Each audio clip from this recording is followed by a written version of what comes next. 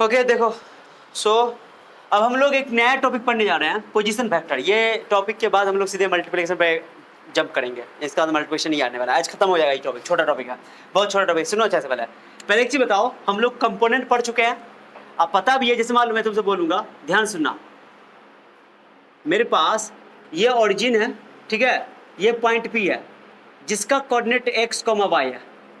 इसका मीनिंग क्या हुआ समझना अच्छा से, बहुत इंपॉर्टेंट है। ये जो है x, y है, यहाँ से मैं पॉइंट डाल देता हूँ। ओके, इसको x, y का मतलब क्या हुआ कि ये जो P पॉइंट है उसका ये जो लेंथ है, ये वाला x, ये x है, ये क्या है y है। अगर मुझे ये वेक्टर लेना हो, ये वेक्टर कैसे लिखेंगे? ये वेक्टर तुम्हारा रिजल्टेंट होगा इन दोनों का, ऐसे और ऐसे रिजल्टेंट होगा। तो इस OP वेक्टर को हम लोग P पॉइंट का पोजीशन वेक्टर बोलते हैं। पहली बात समझो कि पोजीशन वेक्टर हमेशा ओरिजिन के रिस्पेक्ट में डिफाइन किया जाता है। मैं यहाँ पे बनाऊंगा, जब बड़ा बनाऊंगा थोड़ा सा। ओके, पोजीशन वेक्टर सुनो, थोड़ा बड़ा बनाता हूँ। सुनो, यहाँ पे P है, लो ये तुम्हारा वेक्टर, ये P है, ये P OP वेक्टर जो है इसको बोलते हैं पोजीशन वेक्टर। क्या बोलते हैं? Position vector. माने किसी पॉइंट का ओरिजिन के रिस्पेक्ट में जो वेक्टर लेते हैं उसको बोलते हैं पोजीशन वेक्टर। लेकिन याद ना कि उस पोजीशन वेक्टर का टेल हमेशा ओरिजिन होगा और हेड उस पॉइंट पर होगा, समझे? यानी ओरिजिन से उस पॉइंट की ओर वेक्टर बनाएंगे, उसको बोलेंगे पोजीशन वेक्टर। ये फिक्स्ड वेक्टर है, माने इसका हेड भी फिक्स है और टेल भी फिक्स है। टेल तो बिल्कुल फिक्स्ड है, टेल ओरिजिन ही लेना हमेशा हर केस में। तो P का पोजीशन वेक्टर OP होगा। क्या होगा? मैंने बोला P का पोजीशन वेक्टर, माने ये पोजीशन वेक्टर हमेशा ओरिजिन के रिस्पेक्ट में ही लिया जाता है। ये बहुत इंपॉर्टेंट है, मैं बता रहा हूँ। ये x एक्सिस है अपना, ये y एक्सिस है, तो मैं क्या बोलूंगा यहाँ देखो, पोजीशन, यहाँ लिख रहा हूं मैं, पोजीशन वेक्टर ऑफ पॉइंट, बोलो P, किसी पॉइंट का पोजीशन वेक्टर कैसे लिखेंगे? OP। ओके, ये एक वेक्टर, दो वेक्टर नहीं है। हाँ, इसका ये O जो है उसका इनिशियल पॉइंट है, टेल है, और P जो उसका फाइनल पॉइंट है, यानी कि उसका हेड है। सो टेल हमेशा ओरिजिन पे ही होना है, समझा ये बात को? So this is called position vector. अब यहाँ पर एक पॉइंट है, जैसे मैंने बोला ये पॉइंट ओरिजिन यहाँ है, ये ओरिजिन है, ये पॉइंट है, तो इसका नाम क्या होगा बताओ? OA vector. तो ये A पॉइंट का पोजीशन वेक्टर हो जाएगा OA, समझे? अब इसको हमेशा हम लोग x y के टर्म में लिखते हैं। so, लिखा के दिखाता हूँ मैं 2D में। पहले पोजीशन वेक्टर क्लियर हो गया, एक और टर्म बताता हूँ मैं, अच्छा सुनना, बढ़िया सुनना। ये OP वेक्टर हो गया।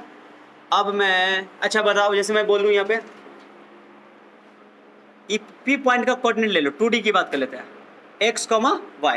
मैं यहाँ पे लिख देता हूँ 2D इन 2D। 2D मतलब 2 डायमेंशन, 2 डायमेंशन में यानी x एक्सिस से लेंगे, y एक्सिस से लेंगे, अपना काम 2D से बनेगा। अब मैं क्या कर रहा हूँ कि ये P पॉइंट को यहाँ से पहले परपेंडिकुलर डाल रहा हूँ, परपेंडिकुलर डालो, परपेंडिकुलर डालो, डाल दिया। ये तुम्हारा x हो गया, ये तुम्हारा क्या हो गया? तो ये तुम्हारा क्या है? इस वेक्टर का जो OP वेक्टर है, इसको तुम रिजल्टेंट की तरह ट्रीट कर सकते हो। क्या किस तरह ट्रीट कर सकते हो? ये रिजल्टेंट है, ये इसका x कंपोनेंट है, ये वेक्टर क्या है बताओ, और ये इसका क्या है? मैंने OP वेक्टर का x कंपोनेंट x मैंने ले लिया और OP वेक्टर का y कंपोनेंट y बोल दिया। अब ये ट्राइंगल लॉ लगाओ कि OP vector is equal to this vector plus, और ये वेक्टर कैसे लिखोगे? इसका नाम मैं दे रहा हूँ A, क्या नाम दे रहा हूँ? कोई बता सकता है कि OA वेक्टर कैसे लिखोगे? OA वेक्टर बताओ। OA वेक्टर का मैग्नीट्यूड कितना है? x, और डायरेक्शन क्या है? x axis. डायरेक्शन के लिए यूनिट वेक्टर का इस्तेमाल करते हैं ना, तो x एक्सिस के अलावा यूनिट वेक्टर क्या लेते हैं? I cap. याद होना चाहिए ना, this vector is I cap, this is J cap, और उसका z एक्सिस के अलावा क्या लेते हैं? यूनिट वेक्टर का यूज ही किया जाता है, ओके सॉरी, यूनिट वेक्टर का इस्तेमाल ही किया जाता है डायरेक्शन बताने के लिए। सो x एक्सिस के अलावा I unit vector I cap, y axis के अलावा J cap and z axis के अलावा, पता है कि नहीं ये बात? जब भी हम लोग किसी वेक्टर के मैग्नीट्यूड को यूनिट वेक्टर से मल्टीप्लाई कर देते हैं तो वेक्टर मिल जाता है, पता है ना? यूनिट वेक्टर का फॉर्मूला क्या पड़े हुए हैं कि उस वेक्टर को यूनिट, किसी वेक्टर का अगर यूनिट वेक्टर चाहिए तो उस वेक्टर को उस वेक्टर के मैग्नीट्यूड से डिवाइड करते हैं। या ये बोलो कि अगर वेक्टर चाहिए तो हमको क्या करना है कि वेक्टर के मैग्नीट्यूड को यूनिट वेक्टर से मल्टीप्लाई कर देते हैं। क्या ये बताया था मैंने? अब 100 बात की एक बात समझो कि अगर तुमने मैग्नीट्यूड को वेक्टर का मैग्नीट्यूड तो पता है, डायरेक्शन लेना है ना, तो x एक्सिस के अलोंग I कैप ले लोगे, y एक्सिस के अलोंग J कैप ले लोगे, z एक्सिस के अलोंग, ये z एक्सिस ऐसे नहीं है बल्कि कैसे है? बोर्ड के बाहर है, या तो अंदर या बाहर, यानी कि ये म्यूचुअली परपेंडिकुलर लाइंस है, तीनों जो है म्यूचुअली आई जे पे परपेंडिकुलर है और जे के पे है, के आई पे। All these three vectors are mutually perpendicular vectors. Okay, so unit vector उसको बोलते हैं जिसका मैग्नीट्यूड से एक हो, कितना हो, एक हो। डायरेक्शन इसका वही एक्स एक्स से वाई एक्स का लोग डायरेक्शन बताने के लिए इस्तेमाल करते हैं। तो ओ ए वेक्टर लिखना है, क्या लिखना है, पहले मैग्नीट्यूड कितना है इसका, दो फॉर्मूला का लिखा है, ए का मैग्नीट्यूड और ए कैप, और इसका यूनिट वेक्टर क्या है, आई कैप। क्लियर हो गया। अगर तुम्हें एक्स एक्स के along two i cap two चलोगे, दो मान लो कि मैं डिस्प्लेसमेंट की बात कर रहा हूँ, तो हमने एक्स एक्स के अलोंग 2 मीटर चला तो लिखोगे 2 आई कैप। क्या लिखोगे, मैं लेफ्ट साइड चलूँ तो -2 आई कैप, समझे। अगर वाई एक्सिस के अलोंग चले, मान लो 4 चले तो लिखेंगे 4 जे कैप। क्या लिखेंगे, नीचे चले तो -4 जे कैप। जेड एक्सिस के अलोंग चले ऐसे करके तो के कैप लगा देंगे, मान लो 5 चला तो 5 के कैप। क्या समझाया बात को। सो एक्स एक्सिस के अलोंग आई से मल्टीप्लाई कर देंगे, वाई एक्सिस के अलोंग जे से मल्टीप्लाई कर देंगे और जेड एक्सिस के अलोंग के कैप से मल्टीप्लाई करेंगे। अभी 2D की बात हो रही है तो केवल आई और जे की इस्तेमाल होगी, सिंपल सा बात है। 2D अपना ज्यादा काम आता है। चलो, और ओ ए वेक्टर निकाल लिया और कुछ निकालने, एपी वेक्टर बताओ, एपी वेक्टर क्या है, एपी वेक्टर बताओ। हाँ यस, क्योंकि एपी में ये वाई है और वाई एक्सिस के अलोंग कौन यूनिट वेक्टर लेता है, जे कैप, तो वाई जे कैप। कोई दिक्कत किसी को, ये एक्स कंपोनेंट हो गया, ये वाई कंपोनेंट हो गया। चलो अब हमको निकलना है ओपी वेक्टर। क्या लिखना है, ट्राइंगल लगाओ, this vector plus this vector बराबर दिस वेक्टर, है ना। इसको आर वेक्टर भी बोलते हैं, पोजीशन वेक्टर को, आर से हम लोग लिख देते हैं, ठीक है। माने कि सिंगल फॉर्म में, सिंगल लेटर में आर लिखेंगे और पूरा लिखना होगा तो ओपी। चलो ठीक है, सो लिखो, बताओ क्या लिखो। ट्राइंगल लॉ क्या कहता है कि OP vector is equal to O A vector plus AP vector, this vector plus this vector is equal to, याद है कि नहीं है। चलो ओपी का वैल्यू मैंने आर ले लिया, ओ ए का वैल्यू बोलो एक्स आई कैप, और ये हो गया बाई जे कैप। किसी को दिक्कत, हाँ। सो दिस वेक्टर जो ओपी वेक्टर है उसका ये वेक्टर फॉर्म है, ये इसको बोलते हैं वेक्टर फॉर्म। कौन फॉर्म, इसमें मैग्नीट्यूड भी है। तो हम क्या बोलूँ, मैं बोलूंगा कि पी वेक्टर का ये तुम्हारा वेक्टर फॉर्म है। अब पी में क्या है, मानी जो पी वेक्टर तुम्हारा आर वेक्टर है, आर वेक्टर का एक्स कंपोनेंट एक्स है, वाई कंपोनेंट वाई है। बस ये कि आई एक्स एक्सिस के अलोंग एक्स डिस्टेंस एक्स चला, एक्स लेंथ, और वाई एक्सिस के लेंथ वाई चला, सिंपल सा बात है।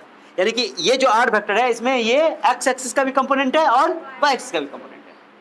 ऑब्वियसली ये दो चीज, कोई चीज अगर हॉरिजॉन्टल चल रहा है, ऐसे चल रहा है, तो उसकी वाई एक्सिस चेंज नहीं होगी, वाई एक्सिस चेंज, और अगर ऐसे चल रहा है तो उसकी एक्स एक्सिस चेंज नहीं होगी।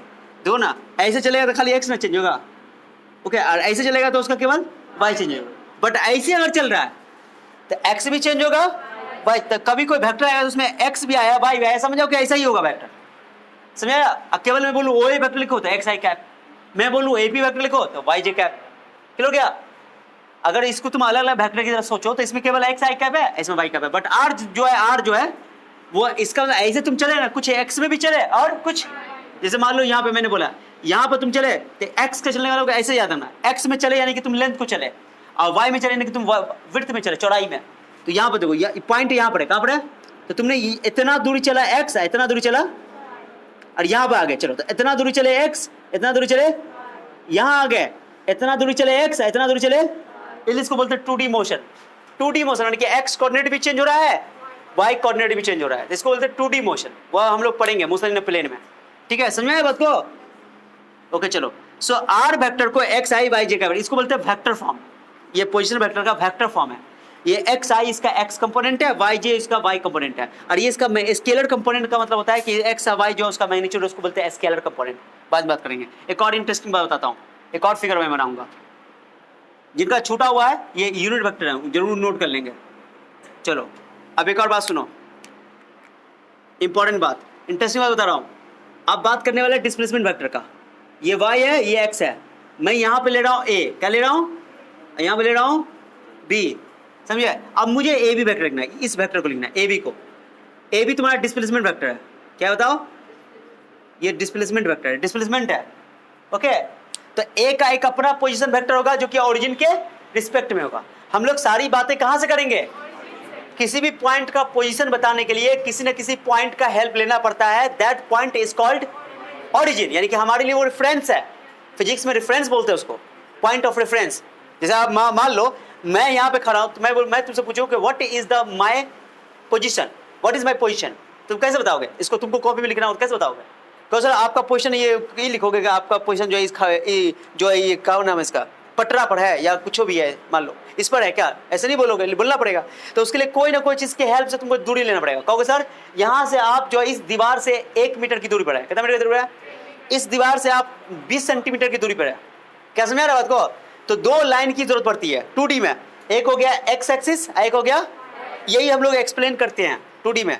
समझ आया बात को? मैं तो अब मेरे किसी भी 2D में किसी भी पॉइंट के पोजीशन को एक्यूरेट बताने के लिए तुमको 2 कोऑर्डिनेट की जरूरत पड़ती है, दो डिस्टेंसेस की जरूरत पड़ती है, ऐसे बोल सकते हो। क्या समझ आया बात को मैं क्या बोल रहा हूँ? तो पोजीशन बताने के लिए किसी न किसी पॉइंट का हेल्प, तो हम जो डिस्टेंस मेजर कर रहे हैं कहाँ से मेजर कर रहे हैं, इससे मेजर कर रहे हैं, तो वो हमारा रेफरेंस है, हेल्प पॉइंट है, दैट इज कॉल्ड ऑरिजिन। तो रियल लाइफ में ऑरिजिन कहीं होता नहीं है। अब हमको बोलना पड़ेगा, तुमसे पूछेगा कि एहसान सर का कोचिंग कहाँ है, कब बोलोगे? वो तुमसे कहता तुम्हारा दोस्त मिल गया, बोले उन्नति एहसान कहाँ पर है, ओके, तो तुम खाली इतना बोल दो कि उन्नति से यहाँ से 10 किलोमीटर, ऐसे बोल दो, काम चल जाएगा क्या? तुमको बोलना पड़ेगा कि लेफ्ट जाइए, राइट जाइए, और ये तुमको एक रेफरेंस पॉइंट भी लेना पड़ेगा। ओ स्कूल के बगल में जाइए, रेफरेंस ले लिया, या कल्पना सिनेमा हॉल के पास मुड़ जाइए, किसी न किसी को तुमको रेफरेंस बनाना पड़ेगा, बिना रेफरेंस के काम नहीं चलेगा। सो रेफरेंस जो है ना वो हमारा ऑरिजिन होता है एक तरह का। हम जो भी डिस्टेंस मेजर करते हैं वो हमेशा ऑरिजिन से ही, तो ये पॉइंट का पोजीशन बताना होगा ए का, तो हम किससे लेंगे? ऑरिजिन से। तो इसका पॉइंट का इस पॉइंट ए का अपना एक पोजीशन वेक्टर होगा, इसको बोल दो, क्या बोल दो इसको, ओ ए। क्या बोलोगे? दिस इज ओ ए, मैं इसको बना रहा हूं ऐसे करके, ओ ए, इसका नाम ओ ए है, कोई दिक्कत? चलो एक और बी पॉइंट का भी होगा, इसको भी बना दो। क्या समझा? This vector is O B. क्या दिख रहा है क्या? अरे समझे कि नहीं? This is O A, this is, और हमको चाहिए डिस्प्लेसमेंट वेक्टर। कौन सी चाहिए? ए से बी तक जाने में कितना डिस्प्लेसमेंट किया। अब मुझे ए बी वेक्टर चाहिए, तो हम क्या करेंगे? एक तरीका तो ये है कि हम ट्राइंगल ऑफ एडिशन लगाते हैं। पहले क्या करते हैं, देखो सुनो, ये ओ ए प्लस ए बी रिजल्टेंट ये, अरे रिजल्टेंट अगर इसको लेना चाहते हो, ये हमारा रिजल्टेंट, क्या करना पड़ेगा? ओ ए प्लस ए बी एरो के हिसाब से। अदरवाइज तुम ऐसे भी ले सकते हो कि ना सर ऐसे जुड़ के रिजल्टेंट ये ले लेंगे, ओ बी प्लस बी है, ओ ए ले लेंगे, कोई दिक्कत? जैसे ले लो अपने हिसाब से। ट्राइंगल ऑफ एडिशन पढ़े हो कि नहीं पढ़े हो? 2 को एक ऑर्डर में, 2 को, जो रिजल्टेंट होगा वो उस अपोजिट ऑर्डर में। ओके, पहले वेक्टर का हेड दूसरे वेक्टर के टेल पे हो, अगर ऐसा हो तो रिजल्टेंट जो होगा वो पहले वेक्टर के टेल से दूसरे वेक्टर के हेड की ओर, that is the resultant. Okay, triangle of vector addition. तो लिखा हो मैं इसी के हिसाब से लिख रहा है, बताओ इस फिगर के हिसाब से। मैं इसका नाम दे रहा हूं डिस्प्लेसमेंट वेक्टर। कौन नीचे नाम दे रहा हूं? Displacement vector. चलो अब हमको ए भी चाहिए, पहले लिखो, पहले ट्राइंगल लगाओ, ओ ए प्लस ए बी बराबर बराबर ओ बी। अब मुझे यहां से ए बी चाहिए, उठा के ले उधर, O B minus O A. This is very much important formula. अब तुमको देख करके ये अजीब लग रहा होगा फॉर्मूला, लेकिन तुमको समझ में आ जाएगा, बहुत आसान है। मैं इसको घेर रहा हूं, कैसे निकला देगा जी? ये समझा? ये ट्राइंगल ऑफ वेक्टर एडिशन से आया ये। अब मुझे ए बी वेक्टर चाहिए, तो ध्यान से देखो, बी वेक्टर, अगर वो ए बी चाहिए तो ए बी वेक्टर के लिए इनिशियल पॉइंट कौन है? टेल कौन है? हेड कौन है? बी। समझा? अगर मुझे ए बी चाहिए तो हेड का पोजीशन वेक्टर माइनस टेल का फाइनल पॉइंट का पोजीशन वेक्टर माइनस, जैसे मान लो मैंने क्या बोला, ए बी वेक्टर चाहिए अगर मुझे, तो बी का पोजीशन वेक्टर, बी का यानी ओ बी, और ए का पोजीशन वेक्टर घटा दो, तुमको निकल जाएगा। फिर जैसे मैं बोलूँ नहीं सर हम पी क्यू निकाल देता, पी क्यू बताओ, पी क्यू निकालो, निकालो। पी क्यू में कौन इनिशियल है कौन फाइनल है? पी इनिशियल है, क्यू फाइनल है, या इसको टेल बोल दो, इसको हेड बोल दो, तो क्या लिखोगे? O Q minus O P. Position vector कभी भी बोलेंगे तो किसके रिस्पेक्ट में बोलेंगे? ऑरिजिन के रिस्पेक्ट में ही बोलेंगे। किसी पॉइंट का पोजीशन वेक्टर, मैंने बोला ए का पोजीशन वेक्टर बोलोगे ओ ए, मैं बोलूंगा बी का पोजीशन वेक्टर क्या बोलोगे? O B. मैं बोलूंगा सी का पोजीशन वेक्टर ओ सी, मैं बोलूंगा डी का पोजीशन वेक्टर क्या बोलोगे? O D. क्या समझा? अब जब भी मैंने आर ऐसे लिखा, क्या ये पोजीशन वेक्टर है? क्या ये पोजीशन वेक्टर नहीं है? ओ रहेगा तभी पोजीशन वेक्टर होगा। माने एक जो तुम्हारा टेल है वेक्टर का, टेल फिक्स है कि नहीं, टेल जो है ऑरिजिन है, तभी जाके पोजीशन वेक्टर है। यहाँ पर ना तो ऑरिजिन तो है नहीं, आर एस है, तो ये डिस्प्लेसमेंट वेक्टर है। क्या है?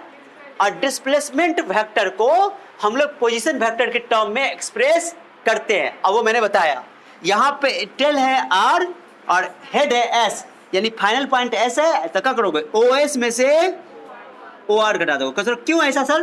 क्यों का जवाब मैंने यहाँ पे बताया। क्या समझ में आया? फाइनल माइनस इनिशियल, ऐसे भी सोच सकते हो, क्योंकि हम लोग पोजीशन के चेंज की बात कर रहे हैं। किसी बात कर रहे हैं? आज जब भी पोजीशन के चेंज की बात कर रहे हैं, अरे पहले पॉइंट ए पर था, अब कहाँ चला गया? तो पोजीशन जब भी चेंज होता है, तो आज मैंने कैलकुलस में पढ़ाया था कि जब भी पोजीशन को चेंज की बात करते तो फाइनल में से हमेशा इनिशियल घटा देते। यही बात हो रहा है, फाइनल माइनस, बस फाइनल का पोजीशन वेक्टर लेंगे और इनिशियल को। क्या भैया में गया? अभी भी नहीं समझे में आया?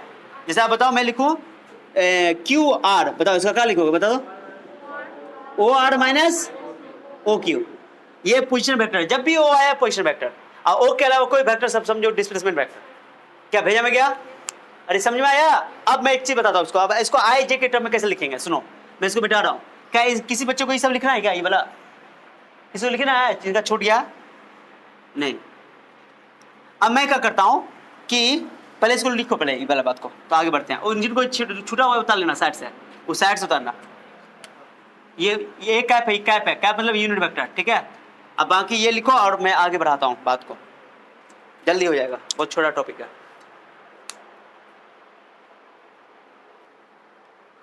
ओके देखो, सो मैंने ही बता दिया आपको कि डिस्प्लेसमेंट वेक्टर कैसे लिखना है। अब देखो मैं इसको बिठा रहा हूँ, पहले समझो, पहले बाद में कर लेना। ये पॉइंट मान लो, ये पॉइंट जो तुम्हारे पास है, ए का कोऑर्डिनेट कुछ ना कुछ होगा ना। मैं ए के कोऑर्डिनेट को बोल देता हूँ x1 y1, बी के कोऑर्डिनेट को बोल देता हूँ x2 y2। तो जैसे बताओ, जिस तरह तुमने एक पॉइंट का पोजीशन वेक्टर आई जे के टर्म में लिखा, तो इसको भी आई जे के टर्म में लिखा जा सकता है। अरे लिख सकते नहीं लिख सकते हैं? ध्यान से देखो, जब एक्स वाई था तो लिखा गया एक्स आई वाई जे। एक्स कंपोनेंट को यानी कि एक्स कोऑर्डिनेट को आई से मल्टीप्लाई कर दोगे, वाई कोऑर्डिनेट को जे से मल्टीप्लाई कर दोगे, और जेड कोऑर्डिनेट होगा 3D होगा तो उसको के कैप से मल्टीप्लाई कर देंगे, ऑब्वियसली है। तो हमको अगर मान लो मुझे ए बी वेक्टर चाहिए, तो क्या बोले sir? A B, O B में से ओ घटाना पड़ेगा। तो हमको ए बी वेक्टर आई जे के टर्म में चाहिए, आई जे के टर्म में करो ए बी वेक्टर। पहले क्या करना पड़ेगा तुमको? पहले ए बी ओ ए लिख दो, पहले ओ ए लिखो। ओ ए क्या है? पोजीशन वेक्टर ऑफ ए। ओ ए क्या है? तो ए का कितना पॉइंट कोऑर्डिनेट क्या है? x1 y1। क्या लिखोगे? x1 को i से मल्टीप्लाई करोगे, y1 को तुम्हारे सामने देख लो, x y था तो x i कैप आया और y j कैप आया। उसी तरह लिखो, इसका लिखो x1 i cap y1 j cap. अब बताओ ओ बी लिखो, O B x2 i cap y2 j cap. इसमें मैग्नीट्यूड भी लिखा हुआ है और डायरेक्शन लिखा हुआ है। मैग्नीट्यूड निकालने के लिए बहुत आसान तरीका है, root under x square by square कर देंगे। अब मुझे ए बी चाहिए, क्या चाहिए? तो ए बी निकालने के लिए क्या करोगे? क्या बोले सर? फाइनल में से इनिशियल, फाइनल पॉइंट का position vector minus initial point का पोजीशन वेक्टर घटाओ, ओ बी ओ ए। बताओ x2 माइनस, अब बताओ पहले रुको, ओ बी का वेक्टर लिखो, तुमको पहले कंफ्यूजन हो जाएगा। डायरेक्टली भी घटा सकते हैं। देखो आई x2 में से आई वाले को आई में घटाओगे तो आई कॉमन आ जाएगा, x2 माइनस x1। लेकिन मैं लिख देता हूँ, मैं ओ बी लिख दो पहले, x2 आई कैप y2 j कैप। चलो ये हो गया ओ बी। ओ ए बोलो, x1 आई कैप y1 j कैप। तो ये दोनों में x आई कैप कॉमन है क्या? कॉमन ले लो, बहुत आसान है। तुमको ऐसे सब में करना नहीं पड़ेगा, फॉर्मूला ड्राइव कर रहे हैं। ये दो आई कैप कॉमन ले लो, x2 माइनस x1। डायरेक्टली में कर रहा हूँ, आई कैप कॉमन ले रहा हूँ। किसी दिक्कत है क्या? इसमें क्या कॉमन है बताओ? जे कॉमन है, तो y2 minus y1 j cap. और ये प्लस था लेकिन माइनस से मल्टीप्लाई करो तो माइनस ना हो जाएगा, ये सीधे हो जाएगा। सो ये तुम्हारा हो गया डिस्प्लेसमेंट वेक्टर। क्या हो गया? अब कभी भी हमको लिखना होगा ऐसे थोड़ी लिखेंगे, हम सीधे करेंगे x2 माइनस x1 और उसमें i से मल्टीप्लाई कर देंगे, y2 माइनस y1 j से मल्टीप्लाई, सीधे करेंगे, थोड़ी तरह लंबा करने जाएंगे। इस तो मैंने तुमको एक्सप्लेन किया कि ऐसा हुआ क्यों, समझा? सो अपना काम यहीं से बन जाएगा, ठीक है। उसके अलावा सुनो, इसका मैग्नीट्यूड अगर बोलो कि सर ए बी का मैग्नीट्यूड क्या होगा, डिस्प्लेसमेंट का मैग्नीट्यूड, तो मैग्नीट्यूड लिखना है तो क्या करोगे? ये x का काम कर रहा है, अरे डिस्टेंस फार्मूला क्या होता है? x2 माइनस, तो रखो x2 माइनस x1 का whole square, y2 minus y1 का होल स्क्वायर, पूरा का ये हो गया उसका क्या चीज, मैग्नीट्यूड हो गया। क्लियर हो गया अच्छे से? आप वेक्टर फॉर्म में तो लिख ही दिया मैंने इसको, कोई डाउट किसी को? कोई डाउट? और डायरेक्शन भी निकाल सकते हैं टेन अल्फा का इस्तेमाल करें, कोई दिक्कत नहीं है। तो ये y कंपोनेंट को x कंपोनेंट से क्या करना पड़ेगा, ये y कंपोनेंट आएगा ना कुछ उसको x कंपोनेंट से डिवाइड कर देना, टेन अल्फा निकल जाएगा, बड़ा मुद्दा नहीं है, निकल जाएगा। ओके, पहले ये समझाया मैग्नीट्यूड कैसे निकालना है। अगर सिंगल पॉइंट का मैग्नीट्यूड चाहिए तो क्या करोगे, इसको क्या करोगे, x square plus root under x square plus y square magnitude निकालना होगा। तो सिंगल पॉइंट का पोजीशन वेक्टर, जैसे r का मैग्नीट्यूड चाहिए तो क्या करोगे, x स्क्वायर प्लस रूट चला दोगे, है ना, समझा? तो ये पॉइंट आप कुछ क्वेश्चन देंगे तो वो बन जाएगा, बहुत काम का चीज है। उतारो इसको, उतारो, अच्छा से उतारो। अब देखो इसको अप्लाई करके दिखाते हैं, एक दो क्वेश्चन करवाते हैं, बहुत यूज होगा ये। अच्छा 3D में रहेगा तो ये जे कैप बढ़ जाएगा, के कैप, तो के कैप से मल्टीप्लाई कर देंगे। मैं 3D में 3 पॉइंट दिया रहेगा, 3D में क्या पॉइंट दिया रहेगा, इसी से पूरा पढ़ना बन जाएगा सब कुछ। मिटाओ इसको, तो उसके लिए अलग से थ्योरी पढ़ने की जरूरत नहीं है। सवाल करवाता हूँ, सवाल से समझ आ जाएगा। देखो क्वेश्चन देखो, जैसे मान लो मेरे पास एक पॉइंट है, एग्जांपल दे रहा हूँ, सुनो एग्जांपल 1, एक पॉइंट है 2 माइनस 3, एक पॉइंट है ये मान लो कि P है, एक पॉइंट Q है, मान लो कि ये 4 है, ये तुमको माइनस या मान लो 5 है, ठीक है जी। मुझे पी क्यू वेक्टर चाहिए, क्या चाहिए, तो डायरेक्टली कुछ नहीं करना, दो पी क्यू वेक्टर क्या चाहिए, क्या बोले सर, फाइनल माइनस, हाँ बता देता, बन जाएगा बहुत आसान, फाइनल माइनस, तो लिखोगे 4 माइनस 2, एक्स वाले को एक्स में घटाना है, यहाँ लिख देना आई कैप, है ना, और y2 माइनस, बीच में प्लस होना चाहिए, यहाँ पे y2 माइनस माइनस प्लस, इतना समझदार तो हो ये, 4 में 2 कितना बचेगा, ये 2 आई कैप 8 जे कैप, कोई दिक्कत किसी को? ये पी क्यू वेक्टर आ गया, मैग्नीट्यूड और पूछ दिया, क्या पूछ दिया, तो मोड चला दो, और रूट अंडर आई जे नहीं लेना है, खाली 2 लेना है, 2 का स्क्वायर 8 का स्क्वायर 64, 64 और 4 68, 68 कितना हो जाएगा 2 रूट 17, हो गया, मैग्नीट्यूड निकल गया। अगर एंगल पूछ दिया, क्या पूछ दिया, डायरेक्शन पूछ दिया, डायरेक्शन तो 10 अल्फा लगाएंगे और लिख देंगे y component by x component, y component कितना बताओ 8, हमेशा परपेंडिकुलर बेस होता है, और ये 2 कितना हो जाएगा 4, so alpha is equal to हो जाएगा 10 इनवर्स 4, अरे 4 10 का वैल्यू ना पता है, छोड़ देंगे, क्या समझा उसको। सो एंगल निकालने के लिए, डायरेक्शन बताने के लिए सिर्फ 10 अल्फा लगा देते हैं 2D में, ठीक है ना, समझ में आया। और 10 अल्फा का क्या होता है, परपेंडिकुलर बेस, तो परपेंडिकुलर की तरह ये ट्रीट हो रहा है, y कंपोनेंट और ये x कंपोनेंट, क्लियर हो गया। तो कोई टफ नहीं है, बहुत इजी है, देखो कितना इजी है, काम पड़ेगा। 3D की बात कर लो इस तरह, जैसे एग्जांपल एक और देख लो, 3D में वेक्टर निकाल के बोलते हैं, इसको मिटा दूं क्या, इसको सुनो, एक और एग्जांपल देख लो, लिख लेना बाद में सवाल, एग्जांपल देखो 3D की बात कर लेते हैं, एक 3D में काम आता है। जैसे मान लो कि तुम्हारे पास एक पॉइंट है A है -1 5 6 और B है 7 -2 0, ठीक है जी। अब मुझे ए बी वेक्टर लिखना है, क्या लिखना, कैसे लिखो ए बी, थोड़ी को ओ बी माइनस वाई लिखे जाएंगे, कुछ नहीं करेंगे, O B minus y directly कराएंगे, x2 minus 7 minus minus plus, क्या लिखोगे आई कैप y2 माइनस -2 और y1 कितना है -5, जे कैप, किसी दिक्कत, z2 माइनस z1 0 माइनस 6, क्या लिखोगे के कैप, दिख रहा है मॉल में, ओके चलो देखिए कितना आसान है, यानी केवल क्या करना पड़ेगा, खाली ये एक के कैप बढ़ जाएगा, ये x कोऑर्डिनेट, ये y कोऑर्डिनेट, ये z कोऑर्डिनेट, z कोऑर्डिनेट के लिए के कैप लगा देंगे, क्या लगा देंगे, क्योंकि ये 3D चला गया, 2D नहीं रहा, ये क्या हो गया, अब कर दो कितना हो जाएगा 8 आई कैप -7 जे कैप और -6 के, इसका मीनिंग ये हो जानते हो, सुनो मैं जो बता रहा हूँ गौर समझो अच्छा से, ये तुम्हारा हो गया एक्स एक्सिस, तुम्हारी तरफ से बोल रहा हूँ, ये हो गया तुम्हारा वाई, ये मतलब ये वाई एक्सिस में खड़ा है, इसको बोल रहा हूँ, ये तुम्हारा जेड एक्सिस, क्या हो गया समझो अच्छा से।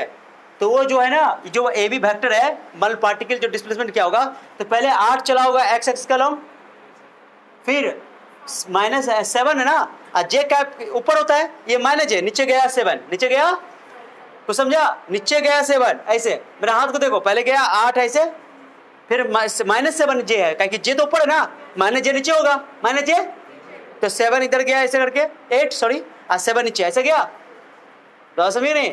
और उसके बाद -6, अब बताओ के तो आगे प्लस है तो इधर गया, यहां पर है, कहां पर है, कुछ समझ में आया बात मैंने क्या बोला, यहां पे पॉइंट का जो लोकेशन है, इस तरह ए बी वेक्टर को हम लोग डिफाइन करते हैं।